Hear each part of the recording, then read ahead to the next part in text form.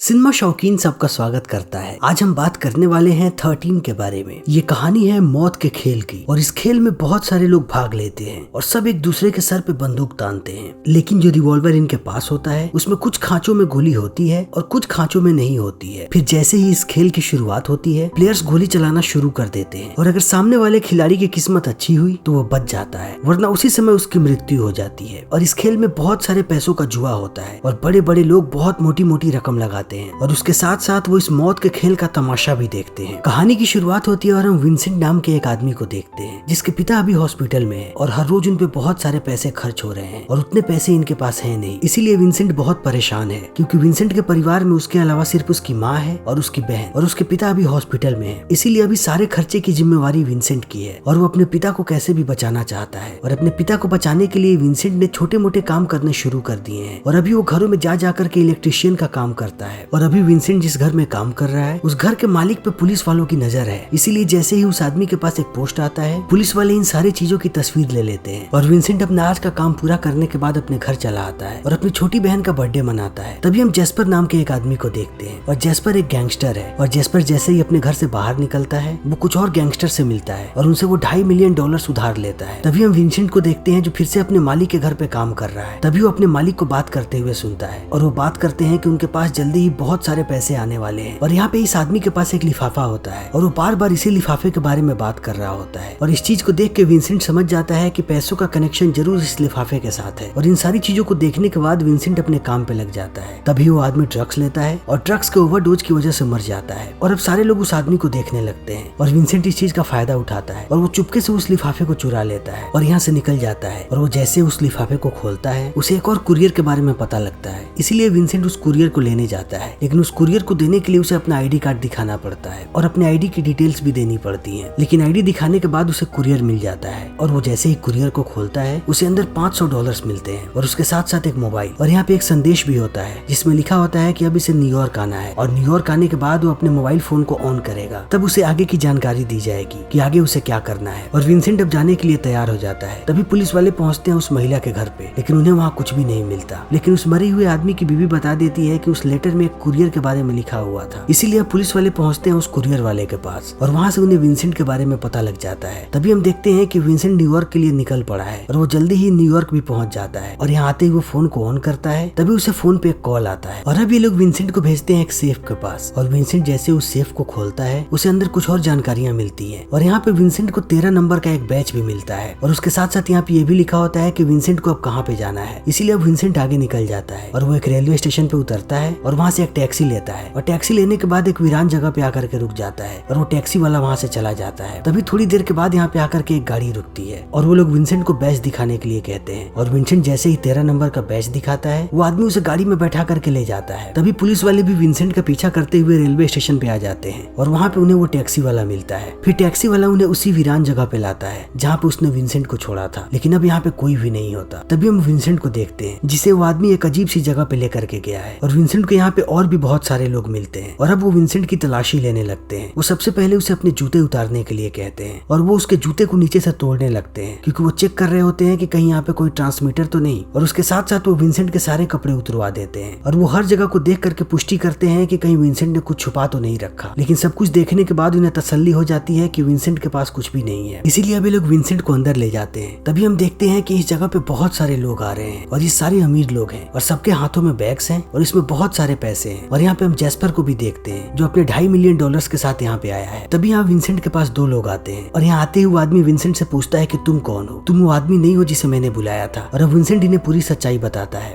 और कहता है कि जिस आदमी को तुम लोगों ने खत भेजा था वो आदमी मर चुका है, इसीलिए मैं उसकी जगह पे आया हूँ और उसे इस बात का पता भी नहीं है। मैं उसके घर में इलेक्ट्रिशियन की तरह काम कर रहा था और मैंने उन्हें बात करते हुए सुना कि अब उनके पास बहुत सारे पैसे आने वाले हैं, इसीलिए मैं पैसे की लालच में यहाँ पे आ गया। लेकिन अब मुझे कुछ भी समझ में नहीं आ रहा कि मैं क्या करूँ, इसीलिए मैं यहाँ से जाना चाहता हूँ। तब वो आदमी कहता है कि तुम यहाँ से नहीं जा सकते। और अब हमें यहाँ पे पूरी बात पता लगती है कि यहाँ पे एक खेल होने वाला है और बहुत सारे लोगों ने अपने अपने खिलाड़ियों को इस खेल में उतारा है और ये मौत का खेल है, इसीलिए अब विंसेंट को इस खेल को खेलना ही पड़ेगा क्योंकि जो आदमी आने वाला था वो मर चुका है और अब विंसेंट उसकी जगह लेगा। इसीलिए अब चारों तरफ सट्टेबाजी शुरू हो जाती है और विंसेंट को 13 नंबर का टी शर्ट पहनाया जाता है। और विंसेंट के अलावा हमें यहाँ पे बहुत सारे प्लेयर्स देखने को मिलते हैं और अब जल्दी ही सारे प्लेयर्स को एक सर्कल में खड़ा किया जाता है और इन सबको एक एक बंदूकें दी जाती हैं और यहाँ पे सबके हाथ हाथ में रिवॉल्वर है और रिवॉल्वर के खांचे में 6 गोलियां डाली जाती हैं। लेकिन यहाँ पे ये लोग सिर्फ एक गोली डालते हैं और गोली डालने के बाद सिलेंडर को घुमाने के लिए कहते हैं ताकि इन्हें पता न लगे कि अब गोली कहाँ पे है। और सारे प्लेयर्स ऐसा ही करते हैं। जब वो अपने सिलेंडर को घुमा देते हैं तब उन्हें अपने सामने वाले खिलाड़ी के सर पे बंदूक तानने के लिए कहा जाता है और बंदूक तानने के बाद वो तब तक इंतजार करेंगे जब तक यहाँ की बत्ती ना जल जाए। और एक बार यहाँ की बत्ती जल गई तब इन्हें गोली चला देना है। और अभी यहाँ पे जितने भी प्लेयर्स हैं सबके सर पे बंदूकें तनी है क्योंकि सबने अपने आगे वाले प्लेयर पे बंदूक तान रखी है। और इस मौत के खेल को देखने के बाद सारे प्लेयर्स की हालत खराब है और सबसे ज्यादा हालत खराब है विंसेंट की। इसीलिए जैसे ही बत्ती जलती है सारे लोग गोली चलाना शुरू कर देते हैं और यहाँ पे बहुत सारे लोग मरते हैं और कुछ ही लोग जिंदा बचते हैं। और यहाँ पे जेस्पर का भी प्लेयर जिंदा बच जाता है जिसका नाम है रोनाल्ड और रोनाल्ड जेस्पर का भाई है। तभी यहाँ के इंस्ट्रक्टर को पता लगता है कि विंसेंट ने गोली ही नहीं चलाई है। इसीलिए अब सारे लोग विंसेंट को गोली चलाने के लिए कहते हैं और उसके सामने वाला खिलाड़ी ऐसे ही खड़ा होता है लेकिन विंसेंट गोली नहीं चला पाता। तब ये लोग विंसेंट के सर पे बंदूक तान देते हैं और कहते हैं कि अगर तुमने गोली नहीं चलाई तब हम तुम पे गोली चलाएंगे। और अब डर के मारे यहाँ पे विंसेंट गोली चला देता है लेकिन उसके सामने वाला प्लेयर बच जाता है क्योंकि विंसेंट का खांचा खाली होता है। और अब विंसेंट की हालत बहुत खराब है इसीलिए उसके मालिक उसे लेकर के यहाँ से चले जाते हैं। तभी हम जेफरसन नाम के एक आदमी को देखते हैं और जेफरसन भी एक खिलाड़ी है जो पहले राउंड में बच चुका है। और जेफरसन का मालिक है जिमी। इसीलिए जेफरसन अपने मालिक से कहता है कि उसे बाहर जाना है और अगर वो उसे बाहर जाने देगा तब जेफरसन उसे बहुत सारे पैसे देगा। और इस बात को सुन के जिमी कहता है कि जब तुम्हारे पास इतने सारे पैसे थे तब तुम यहाँ पे क्यों आए। तब जेफरसन बताता है कि वो अपनी मर्जी से यहाँ पे नहीं आया है, वो मैक्सिको की एक जेल में था। तब उसे अचानक वहाँ से बाहर निकाला गया और उसे एक डब्बे में बंद करके मैक्सिको से बाहर भेजा गया। फिर जब उसकी आंख खुली तब उसने अपने आप को यहाँ पे पाया। लेकिन जेल जाने से पहले उसने एक बहुत बड़े बैंक को लूटा था और अभी भी वो सारे पैसे उसके पास है और उसने उन सारे पैसों को एक जगह पे छुपा रखा है। इसीलिए अगर जिमी उसे जाने देगा तब वो उसे बहुत सारे पैसे देगा। तब जिमी कहता है कि यहाँ से जाना तुम्हारे हाथ में नहीं है क्योंकि मेरे ऊपर भी मेरे मालिक हैं और वो तुम्हें कभी यहाँ से नहीं जाने देंगे। तब जेफरसन जिमी को एक वादा करने के लिए कहता है और जेफरसन एक पेपर पे उस जगह का एड्रेस लिखता है जहाँ पे उसने पैसे छुपा रखे हैं और उसके साथ साथ उसका नक्शा भी। और जेफरसन अब जिमी को वो पेपर दिखाता है और कहता है कि अगर इस गेम में मैं मारा जाऊं तब मेरे मरने के बाद मेरे जेब से इस पेपर को निकाल लेना, फिर इन पैसों को हासिल करना और इन पैसों को मेरे परिवार तक पहुंचा देना। और जिमी कहता है कि ठीक है। तभी हम जेस्पर को देखते हैं और यहाँ पे हमें जेस्पर की कहानी देखने को मिलती है कि आखिर उसने अपने भाई को यहाँ पे क्यों छोड़ा है। जेस्पर का भाई रोनाल्ड पागल खाने में था और जेस्पर एक बहुत ही क्रूर आदमी है, इसीलिए उसने जेस्पर को पागल खाने से बाहर निकाला और वो उसके पागल होने का फायदा उठा करके उसे ये गेम खिलवाने लगा, जिससे उसकी मानसिक हालत और भी ज्यादा खराब होने लगी। लेकिन इस खेल से जेस्पर को बहुत फायदा हुआ है क्योंकि रोनाल्ड पिछले 3 बार से इस खेल को जीत रहा है। इसीलिए जेस्पर को लगता है कि उसका भाई बहुत लकी है और वो कभी नहीं मरेगा और जेस्पर हमेशा इस चीज का फायदा उठाता है। इसीलिए जितने भी आदमियों के प्लेयर्स मारे गए हैं वो उन्हें एक और सौदा करने के लिए कहता है और उन्हें बताता है कि अगर वो उसके प्लेयर पे पैसे लगाएंगे तब वो जीते हुए पैसे को आधा आधा कर सकते हैं, क्योंकि यहाँ का नियम है कि प्लेयर का मालिक ही आपको अनुमति दे सकता है कि आप उसके प्लेयर पे पैसे लगा सकते हैं या फिर नहीं। इसीलिए जेस्पर सबको रोनाल्ड पे पैसे लगाने के लिए कहता है ताकि वो उनके जीते हुए पैसे में से आधा हिस्सा ले सके और लोग जेस्पर की बात भी मानते हैं। तभी सारे प्लेयर्स को बताया जाता है कि दूसरे राउंड का वक्त हो चुका है, इसीलिए सारे प्लेयर्स को एक बार फिर से लाइन में खड़ा कर दिया जाता है। लेकिन इस बार इनके रिवॉल्वर में एक नहीं बल्कि 2 गोलियां होती हैं और इन दोनों गोलियों को सिलेंडर में लगातार रखा जाता है और गोली रखने के बाद सारे प्लेयर्स अपने सिलेंडर को घुमाते हैं और बत्ती जलने का इंतजार करने लगते हैं। और जैसे ही बत्ती जलती है सब 2-2 गोलियां चलाते हैं और इस बार भी बहुत सारे लोग मारे जाते हैं, लेकिन विंसेंट बच जाता है और उसके साथ साथ जेफरसन और रोनाल्ड भी। तभी विंसेंट को एक आदमी बताता है कि तुम बहुत लकी हो क्योंकि तुम्हारे पीछे वाला आदमी अगर गोली चलाता तब तुम मारे जाते, लेकिन उसके गोली चलाने से पहले ही उसके पीछे वाले आदमी ने उसे मार दिया, इसलिए विंसेंट बच गया, नहीं तो अभी विंसेंट का काम तमाम हो चुका था। और दूसरे राउंड के बाद अब फिर से एक छोटा सा ब्रेक होता है और सारे मालिक अपने अपने प्लेयर से मिलने लगते हैं। तभी हम जेस्पर को देखते हैं जो रोनाल्ड से मिलता है, लेकिन रोनाल्ड यहाँ पे जेस्पर से बात भी नहीं करना चाहता क्योंकि रोनाल्ड को इस बात का एहसास है कि जेस्पर उसके साथ क्या कर रहा है। तभी सारे प्लेयर्स को बताया जाता है कि अब तीसरे गेम का वक्त हो चुका है, इसीलिए सारे प्लेयर्स को एक बार फिर से लाइन में खड़ा कर दिया जाता है और अब सबके रिवॉल्वर में 3-3 गोलियां भरी जाती हैं और फिर से इन्हें सिलेंडर घुमाने के लिए कहा जाता है। और सिलेंडर घुमाने के बाद ये लोग एक बार फिर से अपने सामने वाले खिलाड़ी के सर पे बंदूक तान देते हैं और लाइट के जलने का इंतजार करते हैं। और जैसे ही लाइट जलती है ये लोग अंधाधुंध गोलियां चलाने लगते हैं और यहाँ पे बहुत सारे प्लेयर्स मरते हैं और अंत में सिर्फ 5 प्लेयर्स बचते हैं। और इस बार भी जेफरसन, रोनाल्ड और विंसेंट बच चुके हैं, लेकिन अब अगला गेम फाइनल राउंड है और फाइनल राउंड में 5 नहीं बल्कि सिर्फ 2 प्लेयर्स खेलेंगे। इसीलिए हमें यहाँ पे एक नई स्ट्रेटेजी देखने को मिलती है। यहाँ पे 5 अलग अलग तरीके के बॉल्स रखे जाते हैं जिनके ऊपर एक रैपर लगा है और इन 5 रैपर्स को 5 मालिकों को उठाना है और रैपर खोलने के बाद जिनका भी बॉल काले रंग का होगा उनके प्लेयर्स खेलेंगे और जिनका बॉल व्हाइट कलर का होगा उन्हें अभी इस गेम से एलिमिनेट कर दिया जाएगा। और अब 5 मालिक आकर के 5 बॉल्स उठाते हैं और सब अपने अपने बॉल के रैपर को हटाते हैं और हम देखते हैं कि यहाँ पे विंसेंट के मालिक के बॉल का कलर काला है और उसके साथ साथ जेस्पर का भी, यानी कि फाइनल राउंड रोनाल्ड और विंसेंट के बीच होगा। होगा और इनके अलावा जो बाकी 3 प्लेयर्स हैं वो अब घर जा सकते हैं। और जैसे ही जेफरसन इस बात को सुनता है उसे विश्वास नहीं होता कि अब वो घर जा सकता है और जिमी उसे कहता है कि तुम घर जा सकते हो, चलो और अपने कपड़े ले लो। लेकिन जेफरसन जैसे ही उस कमरे में पहुंचता है जहाँ पे कपड़े हैं तभी उसे जिमी मारने की कोशिश करने लगता है और जिमी उसे मारने ही वाला होता है। तभी यहाँ पे एक आदमी आता है और कहता है कि तुम किसी भी प्लेयर को नहीं मार सकते क्योंकि ये यहाँ के नियमों का खिलाफ है, इसीलिए जिमी जेफरसन को छोड़ देता है। तब वो आदमी कहता है कि आखिर तुम इसे क्यों मारना चाहते थे? तब जेफरसन कहता है कि वो इस पेपर के लिए मुझे मारना चाहता है क्योंकि मैंने इसे कहा था कि मैंने बहुत सारे पैसे छुपा रखे हैं, लेकिन मैंने सब कुछ झूठ कहा था, इस पेपर में कुछ भी नहीं लिखा है। और इस बात को सुनने के बाद जिमी यहाँ से चला जाता है। तभी जेफरसन अपने जेब में से एक दूसरा पेपर निकालता है और हमें पता लगता है कि जेफरसन ने सच कहा था और उसने सच में पेपर पे लिखा था कि उसने अपने पैसों को कहाँ छुपा रखा है। तभी हम देखते हैं कि जितने भी लोगों के प्लेयर्स एलिमिनेट हो चुके हैं वो रोनाल्ड पे पैसे लगाना चाहते हैं, इसीलिए सब जेस्पर के पास जाते हैं क्योंकि रोनाल्ड इस खेल को 3 बार जीत चुका है। लेकिन कोई भी विंसेंट पे पैसे नहीं लगाना चाहता क्योंकि वो इस गेम को पहली बार खेल रहा है और वो हमेशा ही डरा हुआ नजर आता है। लेकिन फिर भी कुछ लोग ऐसे हैं जो विंसेंट पे दाव खेलना चाहते हैं, इसीलिए वो विंसेंट पर भी पैसे लगाते हैं। तभी हम देखते हैं कि जेस्पर रोनाल्ड से बात कर रहा है, लेकिन रोनाल्ड यहाँ पे जेस्पर को बहुत डांटता है और कहता है कि तुम्हें सिर्फ पैसे चाहिए, लेकिन आज के बाद मैं इस खेल को नहीं खेलूंगा। आज जैसे ये खेल खत्म होगा मुझे भी पैसे चाहिए और जब मुझे पैसे मिलेंगे तब मैं तुमसे दूर चला जाऊंगा। और इतना कहने के बाद रोनाल्ड यहाँ से चला जाता है। तभी फाइनल राउंड का वक्त हो जाता है। तभी हम देखते हैं कि विंसेंट बहुत गुस्से में है और अभी विंसेंट बिल्कुल भी डरा हुआ नहीं लग रहा और उसके आंखों में खून सवार है क्योंकि वो कैसे भी इस गेम को जीतना चाहता है। इसीलिए अब जल्दी इस खेल की शुरुआत हो जाती है और इस बार इनके बंदूक में 4-4 गोलियां भरी जाती हैं और गोली भरने के बाद ये लोग अपने सिलेंडर को घुमाते हैं और एक दूसरे के सर पे बंदूक तान देते हैं और बल्ब जलने का इंतजार करने लगते हैं और यहाँ पे दोनों की आंखों में खून सवार होता है। इसीलिए जैसे ही ये बत्ती जलती है ये लोग अंधाधुंध ट्रिगर दबाने लगते हैं और ये दोनों 2-2 बार ट्रिगर दबाते हैं और इन दोनों के ही खांचे खाली होते हैं। इसीलिए गेम यहाँ पे ड्रॉ हो जाता है और इन्हें 5 मिनट का वक्त मिलता है और 5 मिनट के बाद इन्हें फिर से रिवॉल्वर दिया जाता है और इनके बंदूक में गोलियां भरी जाती हैं और एक बार फिर से ये दोनों एक दूसरे के सर पे बंदूक तानते हैं और जैसे ही बत्ती जलती है तभी विंसेंट गोली चलाता है और वो रोनाल्ड को मार देता है और रोनाल्ड को मरा हुआ देखने के बाद जेस्पर टूट जाता है क्योंकि आज उसने अपने भाई को खो दिया। उसे हमेशा लगता था कि उसका भाई नहीं मरेगा, लेकिन अभी जेस्पर को इस बात का एहसास है कि उसकी वजह से उसका भाई मरा है। इसीलिए जेस्पर गुस्सा होकर के यहाँ से चला जाता है। लेकिन विंसेंट इस मैच को जीत गया है और अब वो भी आजाद है यहाँ से जाने के लिए, लेकिन यहाँ से जाने से पहले उसे बहुत सारे पैसे मिलेंगे। इसीलिए जब विंसेंट काउंटर पे पहुंचता है तब उसे यहाँ पे $18,50,000 मिलते हैं और इन सारे पैसों को लेकर के विंसेंट पहुंचता है अपने मालिक के पास। तब वो कहते हैं कि हम तुम्हें यहाँ से बाहर छोड़ देंगे, तुम जहाँ तक चाहो। और विंसेंट कहता है कि ठीक है, मुझे रेलवे स्टेशन छोड़ देना। और ये लोग कहते हैं कि हम बस थोड़ी देर में यहाँ से निकलने वाले हैं। लेकिन विंसेंट को अब किसी पर भी भरोसा नहीं है। उसे लगता है कि अगर वो इनके साथ गया इन पैसों के लालच में, इसीलिए विंसेंट चुपके से यहाँ से भाग जाता है और वो सारे पैसों को लेकर के पहुंचता है रेलवे स्टेशन। और वो स्टेशन पे बैठा ही होता है तभी वही टैक्सी ड्राइवर विंसेंट को देख लेता है और वो उसे पहचान जाता है और पहचानते ही वो पुलिस वालों को कॉल कर देता है और जल्दी ही पुलिस वाले यहाँ पे आ जाते हैं। तभी विंसेंट की नजर पुलिस वालों पे पड़ जाती है और उस टैक्सी ड्राइवर पर भी। इसीलिए विंसेंट समझ जाता है कि ये लोग इसी को पकड़ने के लिए यहाँ पे आए हुए हैं। फिर विंसेंट यहाँ से भागने लगता है, लेकिन यहाँ का एग्जिट गेट नहीं खुलता। इसीलिए विंसेंट सारे पैसों को डस्टबिन में छुपा देता है और आराम से जाकर के बैठ जाता है। तभी वहाँ पे पुलिस वाले आते हैं और वो उसे पकड़ करके ले जाते हैं और एक पुलिस वाला इससे पूछताछ शुरू कर देता है और कहता है कि वो सारे पैसे कहाँ हैं। तब विंसेंट कहता है कि कौन से पैसे? तब पुलिस वाला कहता है कि मुझे बेवकूफ मत बनाओ, तुम उस गेम को खेलने गए थे और अगर तुम वहाँ से आए हो तब तुम्हारे पास बहुत सारे पैसे होने चाहिए। तब विंसेंट कहता है कि मैं वहाँ से पैसों के लिए ही आया था, लेकिन जैसे ही मैं उस जगह पे पहुंचा उन लोगों ने मुझे पहचान लिया और वो कहने लगे कि तुम वो आदमी नहीं हो जिसे हमने यहाँ पे बुलाया था और तुम जरूर पुलिस का खबरी हो, इसीलिए वो मुझे मारने ही वाले थे। तभी मैं वहाँ से भाग गया और मैं रात भर वहाँ से भागता रहा और भागने के बाद मैं यहाँ पे आ गया। तब वो पुलिस वाला पूछता है कि क्या तुम मुझे उस जगह तक लेकर के जा सकते हो? तब विंसेंट कहता है कि नहीं, क्योंकि जब वो लोग मुझे लेकर के गए थे तब उन लोगों ने मेरी आंखों पे पट्टी बांध दी थी। लेकिन इस पुलिस वाले के पास यहाँ पे कोई भी सबूत नहीं होता है कि विंसेंट इन सब में शामिल था, इसीलिए लोग विंसेंट को छोड़ देते हैं। और यहाँ से छूटने के बाद विंसेंट भागता हुआ पहुंचता है रेलवे स्टेशन और सबसे पहले वो उस डस्टबिन के पास जाता है, लेकिन वो देखता है कि इस डस्टबिन में उसका बैग नहीं है, इसीलिए विंसेंट पागल होने लगता है। तभी विंसेंट देखता है कि यहाँ के सारे कचड़ों को बाहर फेंका गया है, इसीलिए विंसेंट सारे कचरे के पास जाता है और वो एक एक करके सारे बैग्स को फाड़ने लगता है और बहुत सारे बैग्स को फाड़ने के बाद उसे अपना बैग मिल जाता है। लेकिन विंसेंट अब किसी किस्म का कोई भी रिस्क नहीं लेना चाहता, इसीलिए वो सारे पैसों को एक कार्टन में डालता है और उन्हें कुरियर कर देता है अपने घर पे। और कुरियर करने के बाद वो अपनी माँ को कॉल करता है और कहता है कि 2 दिन के बाद आपके पास एक कुरियर आने वाला है और उसमें बहुत सारे पैसे हैं। और इस बात को सुनने के बाद उसकी माँ डर जाती है और कहती है कि इतने पैसे तुम्हारे पास कहाँ से आए? तब विंसेंट कहता है कि मैं घर आकर आपको सब चीज बताऊंगा, अभी आपको बस इतना ध्यान रखना है कि 2 दिनों के बाद आपको घर पे ही रहना है जब तक वो कुरियर आपको मिल नहीं जाता। और इतना कहने के बाद विंसेंट फोन काट देता है और वो आज न्यूयॉर्क में ही रहता है और अगले दिन बाहर निकलता है, थोड़ी चीजें खरीदता है और वो अपनी बहन के लिए गिफ्ट भी खरीदता है और इन सारी चीजों चीजों को लेकर के ट्रेन में बैठ जाता है। लेकिन जैसे ही ट्रेन यहाँ से निकलती है, जैस्पर भी इस ट्रेन में चढ़ता है और वो जाकर के विंसेंट के पास बैठ जाता है और उससे बातें करने लगता है। और वो विंसेंट से पूछता है कि वो कहाँ जा रहा है। तब विंसेंट कहता है कि वो ओहायो जा रहा है और जैस्पर उसे ऐसे ही देखते रहता है। और जैसे ही अगले स्टेशन पे ट्रेन रुकती है, जैस्पर अपनी बंदूक निकालता है और वो विंसेंट को गोली मार देता है। और उसके साथ साथ वो उसका बैग भी छीन लेता है, क्योंकि जैस्पर को लगता है कि विंसेंट ने अपने सारे पैसे इसी बैग में रखे हैं। और अब जैस्पर इन सारे पैसों को लेकर के यहाँ से भागने लगता है। तभी विंसेंट अपने पॉकेट से उस कुरियर का रिसिप्ट निकालता है और उसे खा जाता है, ताकि जब जैस्पर को पता लगे कि उस बैग में पैसे नहीं है और वो वापस आए, तब उसे कुरियर का रिसिप्ट नहीं मिले, वरना वो उसके घर तक पहुंच जाएगा। और अब विंसेंट ऐसे ही नीचे गिर जाता है, क्योंकि उसे 3-4 गोलियां लगी हैं और जल्दी ही विंसेंट की मौत हो जाती है। और दूसरी तरफ जैस्पर उस बैग को लेकर के भागता रहता है और ये फिल्म यहीं पे खत्म हो जाती है। तो दोस्तों, इसी के साथ हमारी आज की ये वीडियो यहीं पे खत्म होती है। उम्मीद है कि आपको हमारी ये वीडियो पसंद आई होगी। अगर आपको हमारी ये वीडियो पसंद आई हो तो इसे लाइक करें, शेयर करें और चैनल को सब्सक्राइब करें। Thank you.